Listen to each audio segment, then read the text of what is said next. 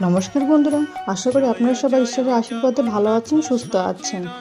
আজকের এই নতুন পর্বের বিষয় হলো 1432 বঙ্গাব্দে শ্রী শ্রী মহাপ্রভু জগন্নাথ দেবের স্নান যাত্রা কবে, স্নান পূর্ণিমা পূর্ণাঙ্গ সময়সূচি, পূর্ণিমা তিথি কখন লাগবে, কখন ছাড়বে, পূর্ণিমা নিশি পালন ও ব্রত কখন কবে পালন করা হবে, পূর্ণিমা তিথিতে শ্রী শ্রী সত্যনারায়ণের পূজা ও ব্রত এবং গঙ্গা স্নানের সময় জানাবো এই ভিডিওর মাধ্যমে। শাস্ত্র বলেছে যে জ্যৈষ্ঠ মাসের পূর্ণিমা তিথিতে শ্রী শ্রী মহাপ্রভু জগন্নাথ দেবের আবির্ভূত হয়েছিলেন। সেই কারণে এই পূর্ণিমা তিথিকে জগন্নাথ দেবের জন্মদিন হিসেবে পালন করা হয়। তাই এই তিথিতে স্নান উৎসব পালিত হয়ে থাকে।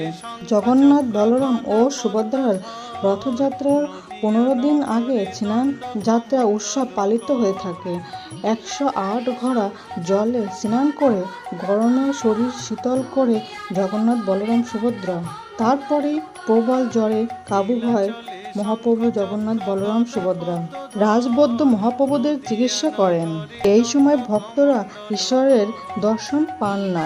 জ্যৈষ্ঠ মাসের পূর্ণিমা তিথিতে স্নান যাত্রা হয় বলে কি স্নান পূর্ণিমা বলা হয়ে থাকে। মহাস্নানের আগে পর্যন্ত রত্নাবীরে অবস্থান করেন জগন্নাথ, বলরাম, সুভদ্রা।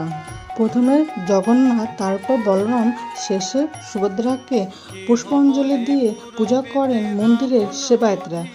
তারপর ভাই বোনকে নিয়ে যাওয়া হয় স্নান বেড়িতে। এবার জানাবো স্নান পূর্ণিমার পূর্ণাঙ্গ সময়সূচি। 2025 সালে শ্রী শ্রী জগন্নাথ দেবের স্নান যাত্রা অনুষ্ঠিত হবে 11 জুন 2025 বুধবার, বাংলার 27শে জ্যৈষ্ঠ 1432 বঙ্গাব্দ বুধবার।